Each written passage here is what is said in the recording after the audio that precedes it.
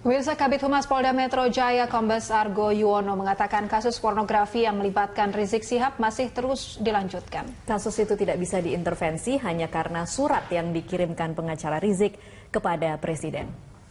Sebelumnya tim pengacara Rizik Syihab mengirimkan surat kepada Presiden. Dalam surat itu Rizik meminta Presiden Joko Widodo menghentikan kasusnya yang saat ini ditangani oleh Polda Metro Jaya.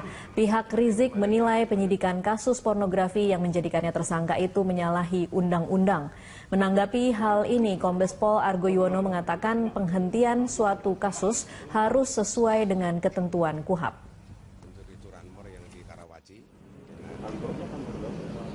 Itu.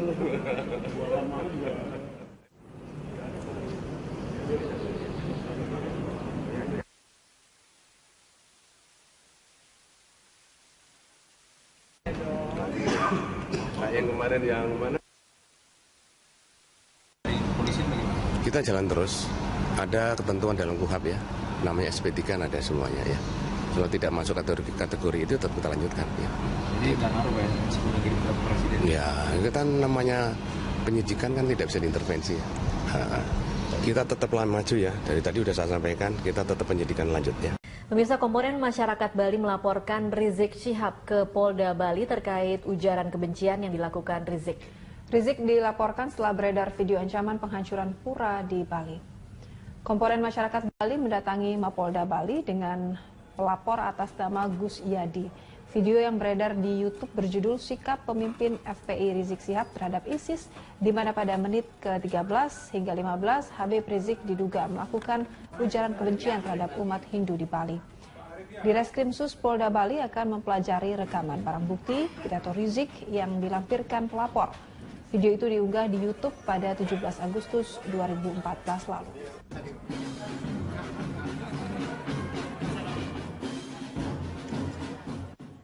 Hal inilah yang kita laporkan karena ada keberatan dari umat Hindu terutama karena merasa terancam, teraniaya, yang selama ini damai akhirnya teraniaya seperti itu. Sekarang itu kami dari sisi hukumnya saja, tentu saja dari sisi silakan. Video itu diunggah di mana, Pak? Video itu sudah diunggah di YouTube pada tanggal 17 Agustus. Sebelumnya, Direktur Jenderal Imigrasi Kementerian Hukum dan Hak Asasi Manusia, Roni Sompi, memastikan Rizik Syihab akan dideportasi dari Saudi dan kembali ke Indonesia. Ya, pendeportasian itu dikarenakan visanya di Arab Saudi telah habis. Menurut Sompi, bila visa Rizik habis dan belum juga kembali ke Indonesia, pemerintah Arab Saudi akan menyerahkan Rizik Syihab kepada pemerintah Indonesia melalui duta besar di Arab Saudi. Pimpinan FPI tersebut akan dipulangkan pemerintah Arab Saudi ke Indonesia karena melewati batas waktu tinggal berdasarkan izin tinggal dari visanya di Arab Saudi.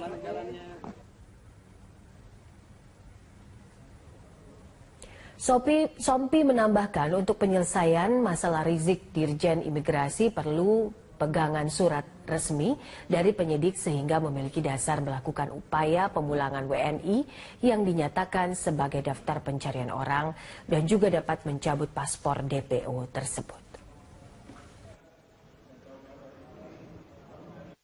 Kalau visa yang dimiliki Pak Habib Rizik itu kan visa yang diberikan oleh negara tujuan melalui dubesnya. Nggak ada urusannya imigrasi dengan visa tersebut. Kalau visanya habis masa berlaku, maka dia overstay. Dia akan ditolak sendiri oleh imigrasi setempat. Kita tinggal menunggu deportasinya. Itu biasanya ada kerjasamanya. Ya.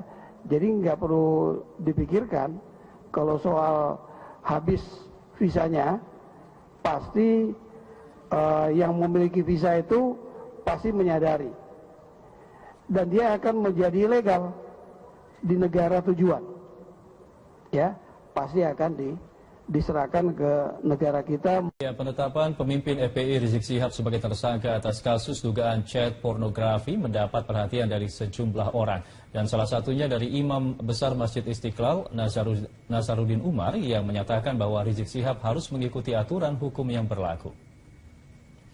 Ditemui setelah buka puasa bersama para pejabat tinggi negara di Istana Negara Jakarta, Imam Besar Masjid Istiqlal Nazaruddin Umar menegaskan Rizik Syihab sebagai warga negara yang baik seharusnya tidak mangkir dari panggilan polisi. Terlebih lagi sebagai tokoh masyarakat, Rizik harus memandang segala persoalan hidup merupakan suratan takdir dari Tuhan. Sehingga dalam menghadapi setiap masalah, Rizik harus tetap berikhtiar dan berdoa. Beliau adalah warga negara yang baik. Ya kan? Warga negara yang baik itu kan mau mengikuti aturan negaranya sendiri. Itu jauh lebih elegan, lebih terhormat kalau kita ikuti peraturan negara kita. Ya. Saya kok yakin bahwa akan ada cara yang terbaik, jalan yang terbaik. Kita akan masing-masing keluar dengan takdirnya masing-masing kan. Jadi apa yang dari sana itu kita jalani sekarang ini. Jadi kita harus bersedia menerima kenyataan. Inilah hidup ya kan, tidak semua apa yang kita harapkan menjadi kenyataan, tapi juga kita harus ada ikhtiar ya. Wakil Presiden Yusuf Kala membantah secara tegas berita yang menuliskan dirinya menyatakan Rizik Syihab mengalami kriminalisasi. Menurutnya berita bohong atau hoax kian membahayakan dan perlu disikapi secara bijak. Yusuf Kala mengatakan berita bohong atau hoax kerap mengarah kepadanya dengan berbagai isu. Isu yang kini beredar adalah pernyataan JK terkait Rizik Syihab yang mengalami kriminalisasi. Kala membantah secara tegas dan menyatakan tidak pernah berkomentar seperti yang diberitakan. Menanggapi Rizik Syihab yang mangkir 3 kali dari panggilan kepolisian, Wakil Presiden menyatakan setiap orang harus taat terhadap hukum di Indonesia, termasuk Rizik Syihab. Beberapa menteri itu baik-baik saja, kecuali Pak Ses. Mengatakan saya wawancara di Halim waktu Presiden mengatakan bahwa soal Habib Rizik. Saya sama sekali tidak pernah bicara tentang itu, coba. Dibikin lagi seakan-akan betul wawancara. Tidak pernah saya bicara tentang hal itu. Tentu kita harapkan semua orang taat hukum. Ya. Termasuk Habib Rizik. Saya yakin Habib Rizik ini pada waktunya akan segera kembali untuk memenuhi kewajiban hukumnya di Republik ini. 12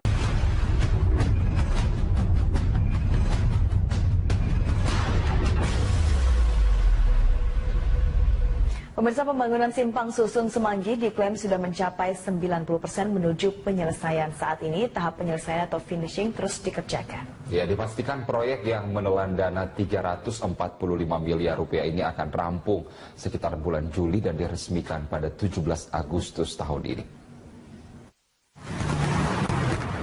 Setelah merampungkan pemasangan segmen atau box girder pada 25 April 2017 lalu, saat ini diklaim pembangunan Simpang Susun Semanggi sudah memasuki 90%. Di mana tahapnya dilanjutkan dengan pelapisan jalan, kemudian juga ini pemasangan dan juga pembuatan dari pembatas jalan, nanti dilanjutkan dengan adanya pemasangan marka dan juga lampu penerangan jalan setelahnya. Ditambah lagi dengan adanya pembenahan dari taman-taman di kawasan Semanggi yang sebelumnya terdampak dari pembangunan Simpang Susun Semanggi selama ini. Dan kita tahu bersama bahwa memang Simpang Susun Semanggi ini telah dimulai pembangunannya sejak Maret tahun 2016 lalu dan tetap diprediksi akan rampung pada Juli ini sebelum akhirnya dapat diresmikan pada 17 Agustus 2017 atau beberapa bulan lagi berarti. Dan Simpang Susun Semanggi seperti diprediksi sebelumnya ini dapat meminimalisir kemacetan sekitar 30 hingga 40% dibandingkan saat ini, di mana ini juga akan mengurangi titik persimpangan atau konflik-konflik yang biasanya terjadi di lingkar Semanggi. Karena kita tahu bahwa jembatan Semanggi saat ini menjadi penghubung antara dua jalan protokol, yakni Jalan Jenderal Sudirman dan juga Jalan Jenderal Gatot Subroto. Nantinya Simpang Susun Semanggi ini memiliki 2 tram dan memiliki panjang sekitar 1,6 km. Di mana tram pertama akan menghubungkan dari arah Grogol menuju ke arah Blok M, dan tram keduanya akan menghubungkan Cawang menuju ke Hotel Indonesia, yang berarti bahwa ini akan mengurangi persimpangan-persimpangan yang saat ini biasa terjadi di lingkaran Jembatan Semanggi. Dan sebelum nantinya dibuka untuk umum pada Juli atau Agustus mendatang, ini nantinya Simpang Susun Semanggi ini akan terlebih dahulu uji kelayakannya, sehingga ini menjamin keamanan dan juga kenyamanan para pengendara. Karena kita tahu bersama bahwa Simpang Susun Semanggi ini juga menjadi jembatan lengkung pertama di Indonesia yang menggunakan teknik Prestige Erection Segment Box Girder atau pembangunan jalan melengkung tanpa kolom sepanjang 80 meter. Tezar Aditya, Rio Cornelianto, dan pilot drone Yanuar Ahmadsyah, Berita 1, Jakarta. Baik, Carlos, kita berlanjut ke informasi selanjutnya dari pembangunan infrastruktur di wilayah DKI Jakarta. Pembangunan simpang susun Semanggi diklaim sudah mencapai 90% menuju penyelesaian. Saat ini, tahap penyelesaian atau finishing terus dikerjakan. Dan dipastikan proyek yang menelan dana 345 miliar ini akan rampung serta di bulan Juli dan diresmikan pada 17 Agustus tahun ini. Setelah merampungkan pemasangan segmen atau box girder pada 25 April 2017 lalu, saat ini diklaim pembangunan simpang susun Semanggi sudah memasuki 90%. Di mana tahapnya dilanjutkan dengan pelapisan jalan, kemudian juga ini pemasangan dan juga pembuatan dari pembatas jalan, nanti dilanjutkan dengan adanya pemasangan marka dan juga lampu penerangan jalan setelahnya. Ditambah lagi dengan adanya pembenahan-pembenahan dari taman-taman di kawasan Semanggi yang sebelumnya terdampak dari pembangunan simpang susun Semanggi selama ini. Dan kita tahu bersama bahwa memang simpang susun Semanggi ini telah dimulai pembangunannya sejak Maret tahun 2016 lalu dan tetap diprediksi akan rampung pada Juli ini sebelum akhirnya dapat diresmikan pada 17 Agustus 2017 atau beberapa bulan lagi berarti. Dan simpang susun Semanggi seperti diprediksi sebelumnya ini dapat meminimalisir kemacetan sekitar 30 hingga 40% dibandingkan saat ini. Di mana ini juga akan mengurangi titik persimpangan atau konflik-konflik yang biasanya terjadi di lingkar Semanggi. Karena kita tahu bahwa jembatan Semanggi saat ini menjadi penghubung antara dua jalan protokol, yakni Jalan Jenderal Sudirman dan juga Jalan Jenderal Gatot Subroto. Nantinya simpang susun Semanggi ini memiliki dua tram dan memiliki panjang sekitar 1,6 km. Di mana tram pertama akan menghubungkan dari arah Grogol menuju ke arah Blok M, dan tram kedua ini akan menghubungkan Cawang menuju ke Hotel Indonesia, yang berarti bahwa ini akan mengurangi persimpangan-persimpangan yang saat ini biasa terjadi di lingkaran jembatan Semanggi. Dan sebelum nantinya dibuka untuk umum pada Juli atau Agustus mendatang, ini nantinya simpang susun Semanggi ini akan terlebih dahulu uji kelayakannya, sehingga ini menjamin keamanan dan juga kenyamanan para pengendara. Karena kita tahu bersama bahwa simpang susun Semanggi ini juga menjadi jembatan lengkung pertama di Indonesia yang menggunakan teknik Prestige Erection Segment Box Girder atau pembangunan jalan melengkung tanpa kolom sepanjang 80 meter. Tezar Aditya, Rio Cornelianto, dan pilot drone Yanuar Ahmadsyah, Berita 1, Jakarta.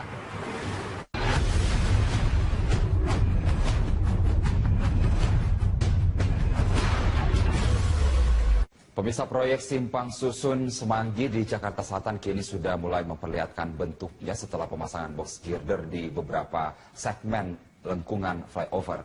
Proyek simpang susun ini kini telah memasuki tahap penyelesaian pekerjaan di bagian on-off ramp, parafet, dan pelapisan hot mix. Kita akan ketahui informasi terkini dari sana dengan terhubung dengan reporter Tezar Aditya dan juru kamera Rio Cornelianto.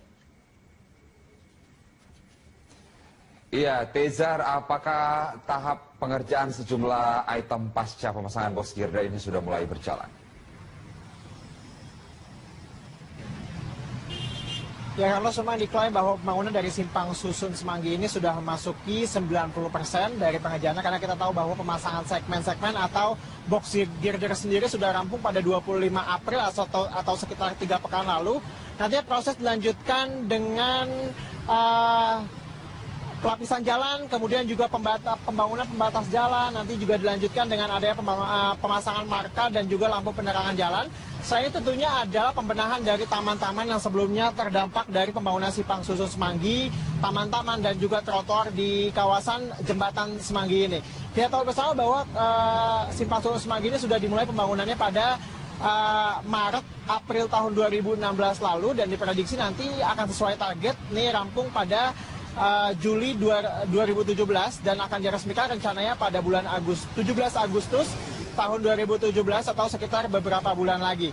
Dan simpang susun Semanggi ini memiliki panjang sekitar 1,6 km yang nantinya akan menghubungkan beberapa ruas jalur, karena kita tahu bersama bahwa diprediksi bahwa Simpang Susun Semanggi ini juga akan meminimalisir tingkat kemacetan hingga 30 hingga 40% dibandingkan pada saat ini. Karena kita tahu bersama bahwa jembatan Semanggi yang berbentuk daun semanggi ini juga terdapat beberapa titik konflik atau titik pertemuan antara jalan, karena kita tahu bahwa jembatan Semanggi ini menghubungkan dua jalan protokoler, Carlos, yaitu Jalan Gatot Subroto dan juga Jalan Jenderal Sudirman. Di mana dengan adanya Simpang Susun Semanggi ini akan mengurangi titik kemacetan karena akan mengurangi juga titik dari konflik atau titik persimpangan jalan. Ini memiliki dua tram Simpang Susun, yakni dari arah Grogol menuju ke arah Blok M, dan tram kedua ini akan menghubungkan Cawang menuju ke Bundaran Hotel Indonesia, di mana nantinya berarti kedua jalur tersebut para pengendara tidak harus lagi berbelok di kolong jembatan, tapi bisa langsung naik ke Simpang Susun Semanggi ini. Demikian, Carlos. Ya, sudah 90% pengerjaannya, lalu dapat dipastikan apakah kemudian seperti semula bulan Agustus, apakah Juli akan bisa beroperasi?